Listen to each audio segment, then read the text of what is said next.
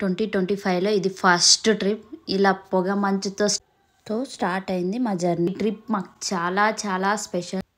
ఎందుకు అంత స్పెషల్ అంటే మా పేరెంట్స్కి ఇది first flight experience and Chinnu కూడా ఫస్ట్ ఫ్లైట్ ఎక్స్పీరియన్స్. అలాగే చిన్నుకి ఇది ఫస్ట్ వెకేషన్ కూడా. అసలు చిన్ను ఉంటాడా ఉండడా, తను ఎలా హ్యాండిల్ చేయాలి, ఇన్ని డౌట్స్తో మా ట్రిప్ అనేది స్టార్ట్ అయింది. ఎలా ఎండ్ అవుతుందో చూడాలా. మా ట్రిప్ ఎక్కడికంటే అయోధ్యకి. మా జర్నీ అనేది బెంగళూరు నుంచి స్టార్ట్ అయింది. బెంగళూరు నుంచి మేము డైరెక్ట్ అయోధ్యకి ఫ్లైట్ బుక్ చేసుకున్నాం. అలా ఎయిర్పోర్ట్లో కొన్ని పిక్స్ కొన్ని వీడియోస్ తీసుకొని అమ్మ నాన్నకి అండ్ చిన్నుకి మాకు కొన్ని మెమరీస్గా అలా కొన్ని తీసుకొని ఇంకా అలా స్టార్ట్ అయ్యాం.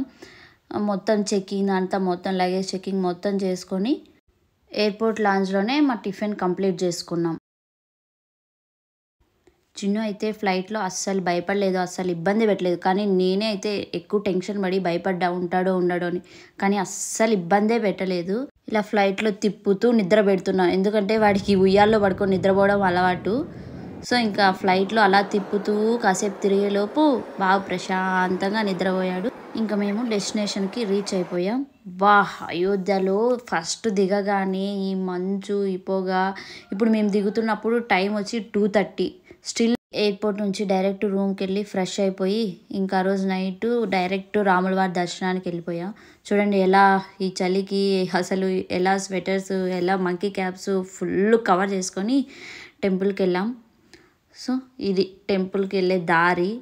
మనం పెద్దగా వెయిట్ చేయాల్సిన అవసరం కూడా లేదు దర్శనానికి. కాకపోతే క్యూ లైన్ అనేది చాలా పెద్దది. నియర్లీ ఒక 2 కిలోమీటర్స్ ఉండొచ్చు వెళ్ళి రావడానికి. నెక్స్ట్ డే మార్నింగ్ నిద్ర లేవగానే ఫుల్ సన్ వచ్చాడు. దిల్ ఖుష్తో ఫుల్ ఖుషీగా డే 2ని స్టార్ట్ చేసాం. అయోధ్య నాకు ఎందుకు అనిపిస్తుంది ఇంకా అంత డెవలప్మెంట్ అవ్వలేదు. చాలా పాతబడిన ఇల్లు, అసలు రోడ్స్ కూడా ఏమో నాకు సరిగా అనిపించట్లేదు. ఇంకా చాలా డెవలప్ అవ్వాలి. ఇది మేము స్టే చేస్తున్న హోటల్ ద నిర్మలా ప్యాలెస్. ఈ హోటల్ వాడైతే మమ్మల్ని బాగా మోసం చేశాడు. నేను ఆ మొత్తం స్టోరీని ఇంకొక షార్ట్లో రిలీజ్ చేస్తాను. అసలు ఎలా నన్ను మోసం చేశాడు, ఎంత మోసం చేసినా అక్కడే స్టే చేయాల్సి వచ్చింది, తప్పలేదు. అండ్ డే 2 ఇలా స్టార్ట్ చేసాం మా ట్రిప్పు. డే 2లో ఫస్ట్ మేము అక్కడ బాగా ఫేమస్ అయిన లతా మంగేష్కర్ ఘాట్కి వెళ్తున్నాం. చిన్నునైతే బాగా కవర్ చేసేసాం. ఇలా బేబీ క్యారియర్లో హ్యాండిల్ చేస్తున్నాం, ఎందుకంటే ఎంతసేపు చేతుల మీద హ్యాండిల్ చేయాలంటే బాగా కష్టం అనిపించి. ఇది లతా మంగేష్కర్ ఘాట్. యాక్చువల్గా ఇక్కడ బాగా స్నానాలు చేస్తారు అందరూ, బట్ మేమైతే చేయలేదు. ఇక్కడ బాగా స్నానాలు చేసి అండ్ ఈ ఘాట్కి అటు సైడ్ టెంపుల్స్ ఉంటాయి, మేము వెళ్ళాం అక్కడికి కూడా. ఇదైతే చాలా బాగుంది. అండ్ నైట్లో ఇక్కడ హారతి కూడా ఇస్తారంట. ఇది లతా మంగేష్కర్ గారికి గుర్తుగా ఆ వీణ అక్కడ పెట్టారు. ఇది total view Lata Mangeshkar Ghat view ఇది. ఇదైతే నాకు చాలా బాగా అనిపించింది. అండ్ ఇదంతా చూసుకున్న తర్వాత మనకి ఇటు సైడ్ రైట్ సైడ్ బోటింగ్ కూడా ఉంటుంది. అందరూ ఇక్కడైతే బాగా ఎంజాయ్ చేస్తా బాగా స్నానాలు చేస్తున్నారు. చూడండి ఇక్కడైతే ఎంత ఓల్డ్ హౌసెస్ ఉన్నాయో. శాంపుల్కి ఒక హౌస్ పెట్టాను చూడండి, ఎంత ఓల్డ్ హౌసెస్ ఉన్నాయో. అండ్ ఇక్కడ పొల్యూషన్ వల్ల అన్ని ఎలక్ట్రిక్ టుక్టుక్లు వాడుతున్నారు, మనలాగా ఆటోస్ కాదు. ఇవైతే నాకు బాగా నచ్చాయి ఈ టుక్టుక్లు. ఇంకా మేము కూడా బోటింగ్ వెళ్ళాం. అలా కాసేపు కొన్ని ఫొటోస్ తీసుకున్నాం, కొన్ని వీడియోస్ తీసుకున్నాం, చిన్నుకి వాటర్ చూపించాం. అలా బోటింగ్ చేసి మేము కూడా వచ్చాం కాసేపు.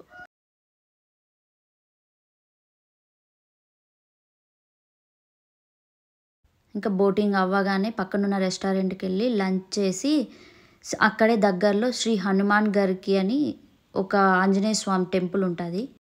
రామ్ మందిర్కి రైట్ సైడ్ శ్రీ హనుమాన్ గర్కి ఉంటుంది. ఇక్కడ కనిపిస్తున్న కోట ఒక రాజు కోట అంట. ఆ రాజే ఈ హనుమాన్ టెంపుల్ ఇవంతా కట్టించాడంట. యాక్చువల్ మెయిన్ మందిరంలో కూడా రాముడి మందిరంలో కూడా ఇంత రష్ లేదు. బట్ హనుమాన్ మందిర్లో అయితే తోసుకొని మొత్తం ఫుల్, దేవుణ్ణి కూడా సరిగా చూడనివ్వలేదు, ఫుల్ క్యూ ఉండింది. ఇది రాజు కోట. బాగుంది కదా, చాలా బాగుంది దూరం నుంచి చూడడానికి. బట్ లోపలికైతే నేను వెళ్ళలేదు, బయట నుంచి చూసాం మేము. ఇంకా డే 3 కూడా మళ్ళీ క్లౌడీ 11 degrees ఉండింది. మేము ఇంకా డే 3 మా ఫ్లైట్ ఎప్పుడో 2 o'clockకి. సో మళ్ళీ పొద్దున ఒకసారి రామ్ మందిర్కి రామ్ దర్శనానికి వెళ్ళొద్దామని చెప్పి మళ్ళీ స్టార్ట్ అయ్యాం. ఇలా ఉడిపి అంటే అప్పుడు నైట్ వ్యూలో ఇవన్నీ మేము చూడలేదు. ఇప్పుడు డే వ్యూలో ఇవన్నీ చూద్దామని ఎర్లీ మార్నింగ్ మళ్ళీ వెళ్ళాము. ఎర్లీ మార్నింగ్ ఏం లేదు, 10కి వెళ్ళాము. సో ఈ రైట్ సైడ్ ఉన్నదంతా గుడి, రామ్ మందిర్కి సంబంధించిందంతా. ఇలా క్యూ లైన్ అయితే చాలా పెద్దగా ఉంటుంది. ఇది రామ్ మందిరానికి మెయిన్ ఎంట్రన్స్. ఇక్కడ అంతా చెకింగ్ చేస్తారు. ఫస్ట్ ఇక్కడ నుంచి క్యూ స్టార్ట్ అవుతుంది. నియర్లీ ఒక 2 కిలోమీటర్స్ క్యూ అయితే ఉంటుంది. అండ్ ఈ సైడ్లో కూడా సమ్ టెంపుల్స్ అయితే ఉన్నాయి. మేమైతే వెళ్ళలేదు, మొత్తం అన్ని స్టెప్ చాలా పైకి ఉన్నాయి. సో బాబుని తీసుకొని మమ్మీ డాడీ కూడా అంత ఎక్కలేరని చెప్పి సో మేమైతే వెళ్ళలేదు. ఇక్కడ చెప్పులకు కూడా లాకర్స్ ఇస్తారు, ఇవంతా ఫ్రీనే. ఆ గుడికి కన్స్ట్రక్షన్ అయితే స్టిల్ ఇంకా జరుగుతుంది. టోటల్ కన్స్ట్రక్షన్ అయితే మాత్రం సూపర్ అంటే చాలా సూపర్గా ఉంటుంది. మొత్తం గుళ్ళో కూడా మేము నైట్ వెళ్ళినప్పుడు, మార్నింగ్ వెళ్ళినప్పుడు ఇంకా కన్స్ట్రక్షన్ జరుగుతూనే ఉంది. చాలామంది కన్స్ట్రక్షన్ అయితే చేస్తూనే ఉన్నారు. టోటల్ అయితే మాత్రం చాలా బాగుంటుంది. ఇది వచ్చి మొబైల్ ఫోన్స్ లాకర్లో పెట్టడానికి. మొత్తం ఇక్కడైతే కాస్ట్ అయితే లేదు, లోపల మొత్తం ఫ్రీనే. బట్ బయట మాత్రం అన్నీ కాస్టే. ఇది ఫైనల్గా మేము బెంగళూరులో మళ్ళీ రీచ్ అయిపోయాం, అయోధ్య నుంచి Bengaluru. This is a very memorable trip for me with my parents and Chinnu. ఈ ట్రిప్ అయితే నాకు ఎప్పటికీ బాగా గుర్తుంటుంది.